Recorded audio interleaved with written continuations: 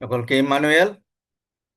আমি প্রথমেই পিতা ঈশ্বরকে ধন্যবাদ দেই তার অপূর্ব দয়ার জন্য। তিনি আমাদেরকে বাঁচিয়ে রেখেছেন এবং আজকে এই সুন্দর পবিত্র উপাসনায় তিনি আমাদেরকে একত্রিত করেছেন যেন আমরা প্রভুর আরাধনা করি, তার বাক্য নিয়ে কথা বলি।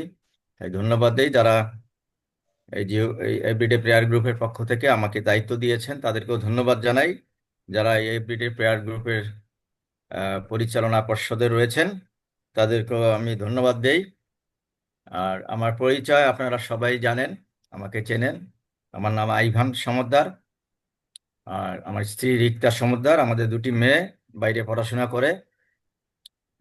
এই হচ্ছে ব্যক্তিগত পরিচয়। আর কর্মক্ষেত্রের ব্যাপারে আমি বর্তমানে মৌলভীবাজারে অবস্থান করে শ্রীমঙ্গলের বিভিন্ন চা বাগানে সেই লেবার বা শ্রমিকদের মাঝে প্রভুর পরিচর্যার কাজ করি। আর সেই পরিচর্যার পাশাপাশি আমাদের আহ, স্বাস্থ্য বিষয়ক পরামর্শ এবং মেডিকেশন সাপ্লিমেন্টারি হিসাবে মেডিকেশন দেওয়া হয়। আর পাশাপাশি এডুকেশন, অ্যাডাল্ট এডুকেশন এবং চাইল্ড এডুকেশন, এই প্রোগ্রামগুলো আছে। তিনটে স্কুল আছে। প্রতিটা স্কুলে 35টা করে ছেলে পেলে লেখাপড়া করে। আর আরেকটি বিষয় হচ্ছে আর্থিক উন্নয়নের জন্য আমরা কিছু কাজ করি। তারা সামান্য মজুরি পায়, বর্তমানে 170 টাকার মতো পার ডে ওয়েজেস তাদের। তো আমরা সংক্ষেপে এটাকে SHEED বলি। S spiritual, health, education, economic development. এই হচ্ছে আমার পরিচয়। আমরা চা বাগানে কাজ করি দুজনে, আমরা স্বামী স্ত্রী। আহ, প্রভুর পক্ষে কাজ করি। আহ, আহ, এটা এমন না যে আমরা কোনো বেতনভুক্ত কর্মচারী না, একেবারে নির্বিধি কাজ করছি। এটি প্রভু আমাদেরকে ব্যবহার করছেন, প্রভুর আহ্বানে সাড়া দিয়েই এই কাজে আমরা নেমেছি। তাই প্রভুকে ধন্যবাদ দিই। আসুন আমরা বাক্যে যাই। আর আজকে আমার যে বিষয়টি সেটি একটু উল্লেখ করতে চাই। বাইবেল অনুযায়ী যিশু মানব জাতিকে গভীর ও চিরস্থায়ীভাবে ভালোবাসেন, যা তার আত্মত্যাগের মাধ্যমে প্রকাশিত হয়েছে।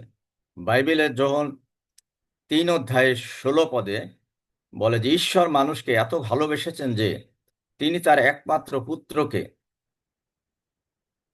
অর্থাৎ যিশুকে দিয়েছেন, যেন যে কেউ তার উপরে বিশ্বাস করে সে বিনষ্ট না হয়, অনন্ত জীবন লাভ করতে পারে। যিশু নিজেও আমাদের প্রেম করতে বলেছেন এবং তার এই ভালোবাসা তার ক্রুশবিদ্ধ হয়ে মৃত্যুবরণ করার মধ্য দিয়ে তিনি প্রমাণ করেছেন, বুঝিয়ে দিয়েছেন তিনি আমাদেরকে ভালোবাসেন। আর সেই ভালোবাসার কতগুলো রূপ আমাদের বাইবেলে বলে। যিশু তার ভালোবাসার যে উদাহরণ তিনি দিয়েছেন বিভিন্ন জায়গায়, সেটি প্রথম ছিল আত্মত্যাগ। ঈশ্বর মানুষকে ভালোবেসে যিশুকে পাঠিয়েছিলেন মানুষের জন্যই, যেন তার উপর বিশ্বাস করে মানুষ কি করে পাপ থেকে মুক্তি পায়। আর সেটি ছিল ঈশ্বরের উদ্দেশ্য, এবং এই উদ্দেশ্য প্রতিফলন ঘটেছে যিশুর মধ্য দিয়ে। তিনি সে আত্মত্যাগ করেছেন। দ্বিতীয় যে বিষয়টি সেটি হলো আদেশ। যিশু নিজেকে ভালোবেসে ঈশ্বরের সঙ্গে আমাদের একাত্ম হওয়ার আদেশ দিয়েছেন, কথা বলেছেন। তৃতীয় তৃতীয় যে বিষয়টি সেটি হচ্ছে সার্বজনীন ভালোবাসা। যিশু এই ভালোবাসার সম্পর্ক তৈরি করেছেন যা সকলকে পবিত্র করে। শুধু কোনো একক ব্যক্তিকে নয়, যিশু সকলকেই ভালোবেসেছেন। এটি সার্বজনীন ভালোবাসা।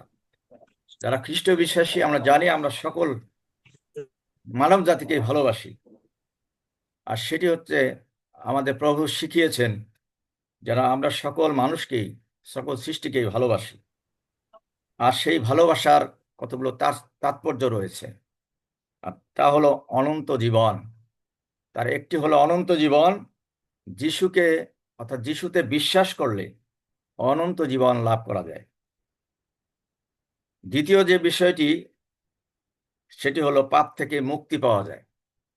যিশুর সেই আত্মত্যাগের মাধ্যমে মানুষ পাপ থেকে মুক্তি পেতে পারে, তার রক্তের মাধ্যমে সূচীকৃত হই আমরা। সুতরাং আমরা পাপ থেকে মুক্তি পাই। এটি হলো ভালোবাসার তাৎপর্য। ঐক্যের একটি বন্ধন তৈরি হয়। যিশু আমাদের ঈশ্বরের সাথে ভালোবাসার মাধ্যমে একাত্মতা প্রকাশ করেছেন। সুতরাং আমরা বুঝতে পারি যে প্রভু যিশু আমাদেরকে ভালোবাসেন। যিশু মানুষকে ভালোবেসেছিলেন কারণ এটি ছিল ঈশ্বরের ভালোবাসার বহিঃপ্রকাশ এবং ইচ্ছার একটি অংশ। তিনি মানুষকে পাপ থেকে মুক্তি দিতে, ঈশ্বরের সাথে তাদের একটা সুন্দর সম্পর্ক তৈরি করতে এবং এক নিরাসক্ত নিঃশর্ত ভালোবাসা ভাগ করে নিতে পৃথিবীতে যিশু এসেছিলেন।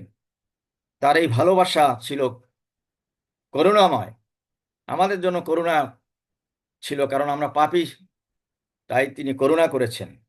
এবং এই ভালোবাসার ভিতরে একটা ক্ষমাশীলতা ছিল এবং এই ভালোবাসার মধ্যে একটা মঙ্গলময় ছিল, যা মানুষের প্রতি তার গভীর সহানুভূতি ও সেবার ঘটনা প্রকাশিত হয়েছিল।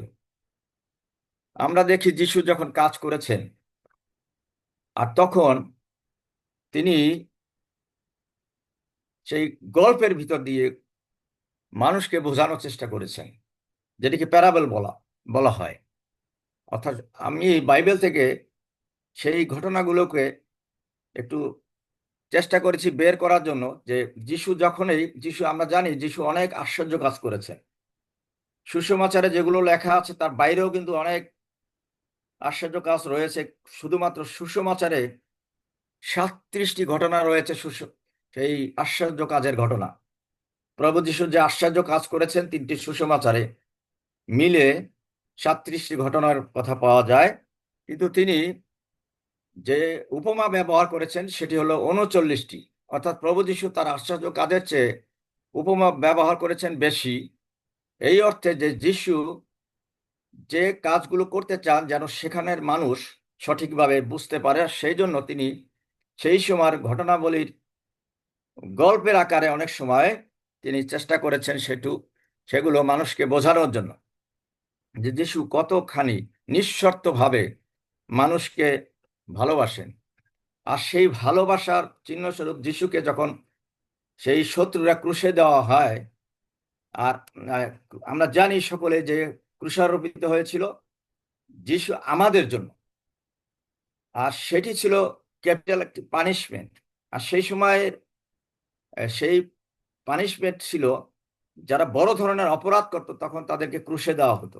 আজকে আমরা যারা বিশ্বাসী, আমরা অনেক সময় যিশুর ক্রুশ আমরা গলায় নিয়ে মনে করি যে আমি একজন খ্রিস্ট ভক্ত, আমি যিশুকে খুব ভালোবাসি।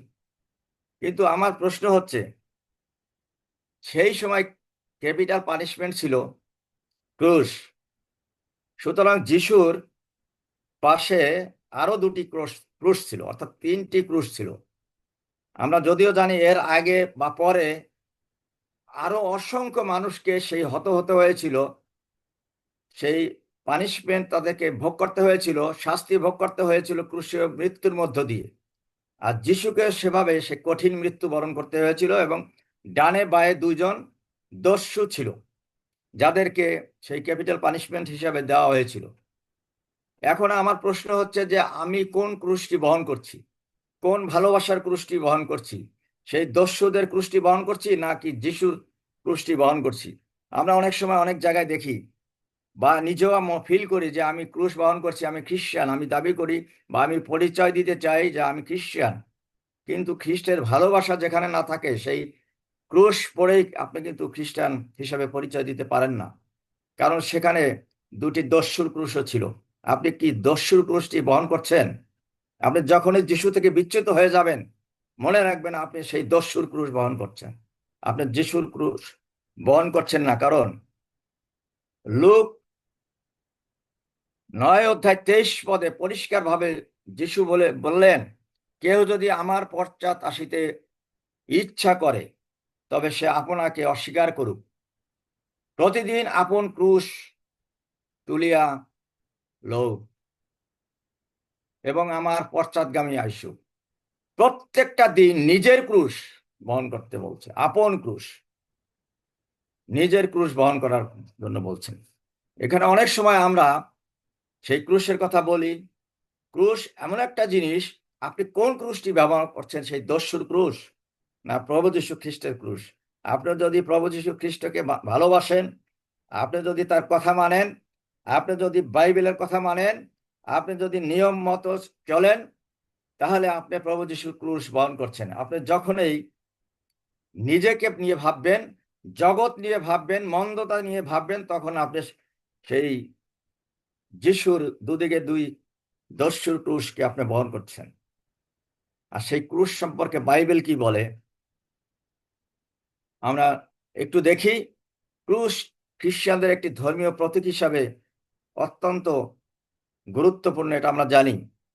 কিন্তু এটা ব্যবহার শুরু হয় 2য় শতাব্দীর প্রথম দিক থেকে, অর্থাৎ খ্রিস্টের মৃত্যুর 2য় শতাব্দীর প্রথম দিক থেকে। প্রথম দিকে যেটা ছিল সামান্য হয়তো মানুষ ব্যবহার করত, কিন্তু প্রচলনটা শুরু হয় 4র্থ শতাব্দী থেকে। আর সেটি একটু অন্যভাবে যদি বলি, শুরুর দিকটা কিভাবে ছিল। প্রথম দিকটা আমি বলেছি যে ব্যবহারটা তেমন ছিল না, কিন্তু 2য় শতাব্দীতে এই সময় খ্রিস্টানরা ক্রুশ ব্যবহার করতে দ্বিধাবোধ করত। কারণ ছিল, একটা বিশেষ কারণ ছিল, দ্বিধা বোধ করত, ভয় পেত।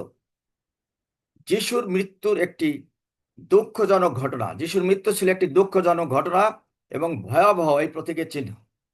অর্থাৎ ক্রুশটি আজকে আমরা যত সহজভাবে নেই, 2য় শতকে, খ্রিস্টের মৃত্যু 2য় শতকে, এটি ছিল কঠিন, একটা চ্যালেঞ্জিং বিষয় এবং দুঃখের বিষয়। মানুষ মনে করত যে এটি একটি দুঃখজনক ঘটনা এবং ভয়াবহ একটি প্রতীক, সুতরাং এটি ব্যবহার করতে তারা চাইতো না। পরবর্তীতে হস্তলিপি বা শিল্পকলা যেটাকে বলা হয়, প্রথম দিকের বাইবেলের নতুন নিয়মে হস্তলিপিতে হাতের লেখাতে ক্রুশ শব্দটির সংক্ষিপ্ত রূপ হিসাবে ক্রুশের মতো করে একটা চিহ্ন ব্যবহার করা হতো। এই হস্তলিপিতে একটা ক্রুশের চিহ্ন হাত দিয়ে ব্যবহার করা হতো, এটা প্রথম দিকে। পরবর্তী ব্যবহার শুরু হয় 4র্থ শতাব্দীতে। এই সময় থেকে খ্রিস্টীয় সেই শিল্পকলায় ক্রুশ একটি প্রধান প্রতীক হিসাবে ব্যাপকভাবে ব্যবহৃত হয় 4র্থ শতাব্দী থেকে। আর এই তারপরের থেকে আজকে আমরা সেই ক্রুশকে ভালোবাসার প্রতীক হিসাবে, যে যিশু আপনার আমার পাপের জন্য মৃত্যুবরণ করেছেন, সেই প্রতীক হিসাবে আমরা ব্যবহার করি। প্রতীক হিসাবে ব্যবহার করা হয় কারণ ক্রুশ হলো খ্রিস্ট ধর্মের প্রধান একটি প্রতীক এবং যিশু খ্রিস্টের ক্রুশবিদ্ধকরণ ও তার আত্মত্যাগকে এই ক্রুশ আমাদেরকে স্মরণ করিয়ে দেয়। সুতরাং খ্রিস্টেতে ভাই বোন, আপনার আমার মনে রাখতে হবে আমরা কোন ক্রুশটি ব্যবহার করছি, কোন ক্রুশটি আমরা সাথে রাখছি। আমরা কি যিশুর ক্রুশ নিচ্ছি, না সেই যারা সেই সময়ের সবচেয়ে দাগী আসামি ছিল, সবচেয়ে খারাপ ব্যক্তি ছিল, তাদের ক্রুশ বহন করছি? কারণ সেই সময় ক্রুশের সংখ্যা ছিল বেশি, আর যিশুর ক্রুশের পাশে আরো 2টি ছিল, 3টি ক্রুশ ছিল, তার মধ্যে 2টি ছিল দস্যুদের। এরপরে আসি, যিশু কেন মানুষকে এত ভালোবাসেন, তার কতগুলো কারণ রয়েছে। সেই ভালোবাসা প্রদর্শনের জন্য তিনি অনেক আশ্চর্য কাজ তিনি করেছেন। আমরা অনেক সময় মনে করি যিশুর কাছে সে সময় অনেক লোকেই আসতো সেই সুস্থ হওয়ার জন্য বা ভালো থাকার জন্য, অনেকেই আসতো। যিশু কিন্তু সব ক্ষেত্রেই কিন্তু কাজ করছেন কিনা মনে হয় না। যিশু সেখানে বাইবেল অনুযায়ী আমরা দেখি 37টি জায়গায় আশ্চর্য কাজ করেছেন, 3টি সুসমাচারে। আর সেই কাজগুলো করেছেন সেই ভালোবাসা দেখানোর জন্য। এটা প্রতীকী হিসাবে তিনি যে সকল লোক অসুস্থ ছিলেন, প্যারালাইসিস ছিলেন, কুষ্ঠ রোগী ছিলেন, কুঁজা হয়ে গিয়েছিলেন, হাঁটতে পারত না, অন্ধ ছিল, এবং যিশু জলের উপর দিয়ে হেঁটেছিলেন। আশ্চর্য কাজের একটি ঘটনা, বিবাহ বাটিতে তিনি সেই জলকে দ্রাক্ষারস করেছিলেন, মৃতকে জীবন দিয়েছিলেন। ঘটনাগুলো কঠিন বিষয়, কিন্তু এর ভিতরে একটি ভালোবাসা লুকিয়ে ছিল। তিনি সেই মানুষগুলো, যে মানুষগুলো তাদের সাথে চলতো, যাদেরকে তিনি সেই ভালোবাসা দেখিয়েছিলেন, তাদেরকে সুস্থ করে, তাদেরকে ভালোবেসে কাছে ডেকে, এমনকি মৃতকে জীবন দিয়ে তিনি দেখিয়েছেন তার পাওয়ার, তার শক্তির কথা। কারণ সেই ভালোবাসার কোথা থেকে এসছে? ঈশ্বর থেকে আসছে। ঈশ্বর তাকে পাঠিয়েছেন সেই শক্তি দিয়ে, আর সেই কারণে তিনি শক্তিমান ছিলেন, আর সেই কারণে তিনি সেই আশ্চর্য কাজগুলো করতে পেরেছিলেন। এমনকি তিনি মৃতকে জীবন দিতে সক্ষম হয়েছিলেন। আর আমরা একটু দেখি যে ঈশ্বর মানুষকে ভালোবাসেন, কারণ হচ্ছে তার একটি ইচ্ছা। যিশুর এই পৃথিবীতে আসা এবং মানুষকে ভালোবাসা ছিল ঈশ্বরের একটি ইচ্ছা এবং একটি পরিকল্পনার অংশ। ঈশ্বরের ভালোবাসা ছিল নিঃশর্ত। আমরা জগতের মানুষ, আমার কাছের লোককে ভালোবাসি, পিছনে একটি স্বার্থ থাকে। আমার সন্তানকে ভালোবাসি, একটি স্বার্থ থাকে। আমার স্ত্রীকে ভালোবাসি, একটি স্বার্থ থাকে। কিন্তু ঈশ্বরের, অর্থাৎ প্রভু যীশু খ্রিস্টের সেই ভালোবাসা নিঃশর্ত ছিল এবং সেটি চিরস্থায়ী ভালোবাসা। এবং এই যিশু এই ভালোবাসা মানুষের মধ্যে ভাগ করে দিতে এসেছিলেন, ভাগ করে দিতে এসেছিলেন। সুতরাং মনে রাখতে হবে খ্রিস্টতে বন্ধুগণ, যিশুর এই ভালোবাসা, ঈশ্বরের এই ভালোবাসা নিঃশর্ত এবং ক্ষণিকের জন্য নয়, এটা চিরস্থায়ী ভালোবাসা। দ্বিতীয় সেটি হচ্ছে পাপ থেকে মুক্তি দেওয়া। যিশু মানুষের পাপের প্রায়শ্চিত্ত করতে এবং তাদের পাপ থেকে মুক্তি দিতে এসেছিলেন। তার ত্যাগ স্বীকার করাটা ছিল তার মানব জাতির মুক্তির একটা মূল্য। ত্যাগ স্বীকার করা, অর্থাৎ ক্রুশে হত হওয়া, এটি ছিল মানব জাতির জন্য একটা মুক্তির মূল্য। আর মুক্তির মূল্য স্বরূপ তিনি ক্রুশে হত হয়েছিলেন। আর তার বিনিময়ে আমরা এই মানব জাতি পাপ থেকে মুক্তি পাই, অর্থাৎ পাপ থেকে মুক্তি দেওয়া হচ্ছে তার ইচ্ছা। তৃতীয় যে বিষয়টি, সেটি হলো মানুষের সঙ্গে এক হওয়া। মানুষের সঙ্গে এক হওয়া। যিশু ঈশ্বর ও মানুষ, এই দুঃসত্তার সমন্বয়ে গঠিত ছিলেন।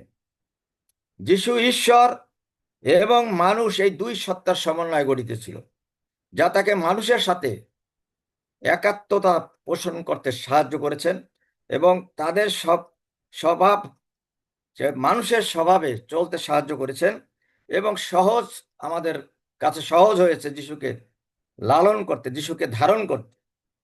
এই স্বভাবের কারণে সেটি সম্ভব হয়েছে, নতুবা আমরা কোনোভাবেই ঈশ্বরের সান্নিধ্য বা যিশুর সান্নিধ্য লাভ করতে পারতাম না। চতুর্থ যে বিষয়টি, সেটি হলো করুণা ও সেবার মাধ্যমে ভালোবাসা দেখানো। করুণা এবং সেবার মাধ্যমে ভালোবাসা দেখানো। যিশু কেবল কথা দিয়ে নয়, সেই মুখ দিয়ে নয়, বাক্য দিয়ে নয়, কাজের মাধ্যমে তার ভালোবাসা দেখিয়েছিলেন।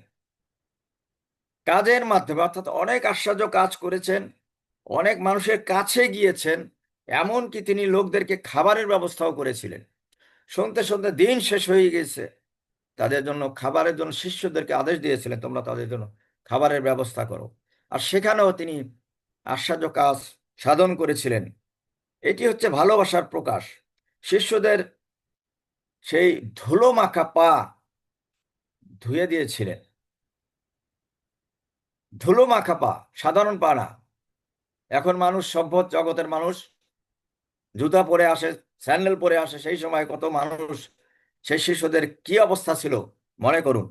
আর সেই ধুলোমাখা পা তিনি ধুয়ে দিয়েছিলেন।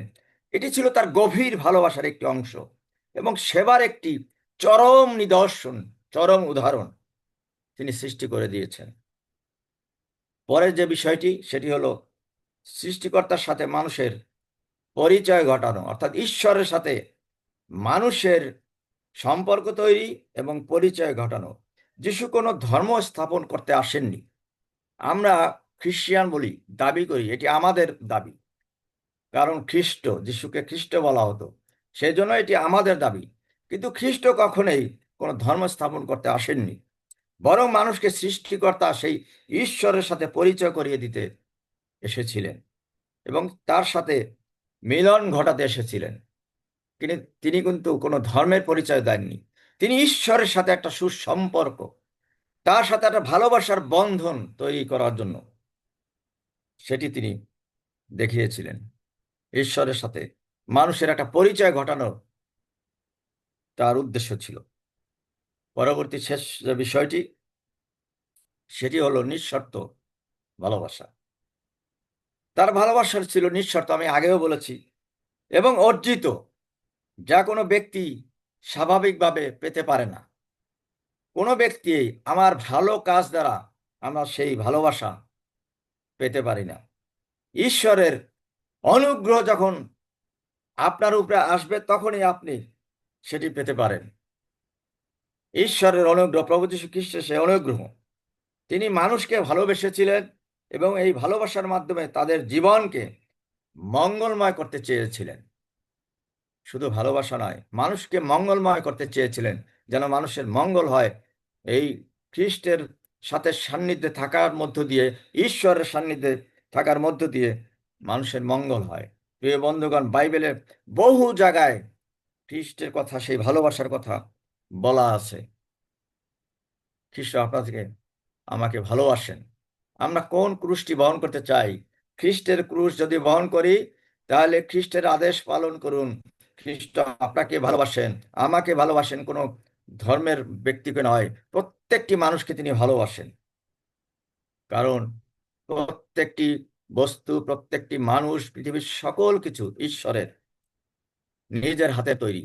সে কোনোদিনই নিজের হাতে তৈরিকে কেউ খারাপ ভাবতে পারে না। আপনি যখন কোনো জিনিস নিজের হাতে বানাবেন এবং নিজে ব্যবহার করবেন, সেই জিনিসটি সবচেয়ে প্রিয় আপনার কাছে। সুতরাং ঈশ্বর তদ্রূপভাবে আপনাকে আমাকে সৃষ্টি করেছেন। সুতরাং আপনাকে আমাকে ঈশ্বর ভালোবাসেন। আর যখনই আমরা দূরে সরে যাই, তখন আমাদের নানান রকমের বিপত্তি ঘটে। আমি ছোট্ট একটি ঘটনার মধ্যে দিয়ে বলতে চাই। আমরা যখন বাজার থেকে কোনো জিনিস ক্রয় করি, সবজি বা অন্য যে কোনো জিনিসই হোক, সেই সবজির উপরে যদি একটি মাছি বা মৌমাছি পড়ে পড়ে, তাহলে সেই সবজির কোনো ক্ষতি হয় না, অর্থাৎ সেই সবজিওয়ালার কোনো উপকারও হয় না, সেখানে কোনো বাড়তি সে পয়সাও পায় না। অথবা যিনি কিনে আনেন, তারও কোনো লাভ হয় না, কারণ সেখানে ওজনের কোনো তারতম্য ঘটে না। যে ওজন সেই একই ওজন থাকে। কিন্তু সেই মৌমাছিটি বা সেই মাছিটি যদি সেই সোনার দোকানে ঢুকে যে স্বর্ণকে ওজন দেওয়া হয় সেখানে গিয়ে বসে, তখন সেখানে একটি ওজনের তারতম্য হবে। সেখানে একটি ওজনের তারতম্য হবে, হতে পারে সেই ওজনের কারণে সেই সোনার দাম 10,000 বা 20,000 বেড়ে যাবে। বর্তমানে যে মূল্য, সেই হিসাবে 20,000 30,000 বেড়ে যেতে পারে। সুতরাং আপনি দেখুন, একটি ছোট্ট ঘটনা, একটি মাছি সে যদি কোনো অন্য কোনো বস্তুর উপরে পড়ে, কোনো এফেক্ট হয় না, কোনো প্রতিক্রিয়া হয় না, তাতে অর্থের কোনো ব্যত্যয় ঘটে না, ব্যতিক্রম হয় না। কিন্তু সেই মাছিটি যদি স্বর্ণকারে সেই ওজন মেশিনে গিয়ে পড়ে, তখন সেটির ওজন বেড়ে যায়, স্বর্ণের ওজন বেড়ে যায়। আর স্বর্ণকার, যার স্বর্ণ, সে হয়তো তার মূল্য বেশি পেয়ে যাবে। সুতরাং দাম এটা কোনো বিষয় নয়, আপনার বা আমার নয়। দাম হলো আপনি কোথায় বসে আছেন। আপনি কি ঈশ্বরের সান্নিধ্যে বসে আছেন, নাকি শয়তানের পাশে বসে আছেন? সেই জন্য আমি বলছি, আপনি কি ঈশ্বরের ক্রুশ বহন করছেন, প্রভু যীশু খ্রিস্টের ক্রুশ বহন করছেন, নাকি সেই দুই দস্যুর একটি ক্রুশ? যদিও সেখানে বলা হয় একটি ক্রুশ, ক্রুশ থেকে সেখানে যিশুকে বলা হয়েছিল, যিশুর কথা বলা হয়েছিল, এবং যিশু তাকে বলছিলেন, অদ্বৈ তুমি আমার সাথে পরম দেশে নিতে হবে। তাহলে আরেকটি ক্রুশ থাকে, আমরা সেই কোন ক্রুশটি বহন করছি? এটি আপনার আমার প্রশ্ন। আমরা কোথায় বসে আছি, কোন পাত্রে বসে আছি, কোন জায়গাতে বসে আছি? আমরা কি প্রভুর সান্নিধ্যে বসে আছি? প্রিয় বন্ধুগণ, অনেকেই আমরা জুমে এখানে আসি, কারো খারাপ লাগতে পারে। আমি যদি বলি হাত রেজ করেন, এখন এখানে কয়েকজন আমরা জুমে আছি, সামনে আছি, আমি কথা শুনছি, প্রভুর বাক্য শুনছি, অনেকগুলো ডিভাইস, 27টি ব্যাচ চলছে। বলা হয় এটা লাভ রিয়াক্ট দেন, এখানে 4-5 জন, হয়তো 5 জন 7 জন লাভ রিয়াক্ট দেবেন, বাকিরা হয়তো কাছে পিঠেও নেই। এটাই হচ্ছে যে আমি কোথায় বসে আছি, আমি কোথায় বসে আছি আপনার কাছে সেই প্রশ্ন রাখছি। আপনি কি সেই স্বর্ণকারের সেই ওজনকৃত মেশিনে বসে আছেন, নাকি সেই সবজি আলার সবজির উপর বসে আছেন? প্রিয় বন্ধুগণ, সেটি আপনার কাছে প্রশ্ন। আমরা সেই দামি বস্তুর উপরে বসতে চাই, প্রভু যীশু খ্রিস্টের কাছে বসতে চাই। আমরা কোনো শয়তানের কাছে নয়, শয়তানের কোনো চিহ্নের কাছে নয়, যীশু খ্রিস্টের সেই চিহ্নের কাছে, যেটি ভালোবাসার প্রতীক, ক্রস, যেটি ক্রস বলা হয়, যোগ চিহ্ন, এটি ভালোবাসার একটি প্রতীক। সেই ভালোবাসার প্রতীকের কাছে আমরা বসতে চাই, যেন আমাদের মূল্য বৃদ্ধি পায়। কারণ প্রভু আপনাকে ভালোবাসেন এবং তিনি ডাকছেন, আসো। যিশু আমাদেরকে বলছেন, আসো, কাম টু মি, আমার কাছে আসো। আর তিনি আমাদেরকে জড়িয়ে ধরতে চান, সেই ভালোবাসা দেখাতে চান। প্রিয় বন্ধুগণ, তখন 3.5 বছরের কর্মজীবনে তিনি 37টি সেই উপমা তিনি ব্যবহার করছে, আশ্চর্য কাজ করেছেন। 39টি উপমা তিনি ব্যবহার করেছেন। আমরা 80 বছর, 90 বছর, 100 বছর বাঁচি, আমাদের জীবনে যত বছরই বাঁচি না কেন, আমাদের কর্মজীবন সুন্দর হয় না, ভালোবাসার হয় না। মানুষ আমাদেরকে নানাভাবে তিরস্কার করে। প্রিয় বন্ধুগণ, আমরা সেই ভালো জায়গায় বসতে চাই। পরিশেষে এটাই বলতে চাই, আমরা এখানে সকলেই খ্রিস্টে বিশ্বাসী। সুতরাং তারপরেও এটি মনে রাখা উচিত, প্রভু আপনার পাশেই রয়েছেন। আমরা সেই সুন্দর জায়গাটি বেছে নিতে চাই, যেন আপনার কাছে প্রভু থাকেন এবং প্রভুর ভালোবাসার সান্নিধ্যে এসে আপনি সেই ভালোবাসার আনন্দ, ভালোবাসার যে কি আনন্দ, সেই আনন্দটা আপনি উপলব্ধি করতে পারেন। সকলেই ভালো থাকুন, সুস্থ থাকুন। প্রভু আপনাদের সকলকে প্রচুর পরিমাণে আশীর্বাদ করুন। সকলকে ইম্মানুয়েল।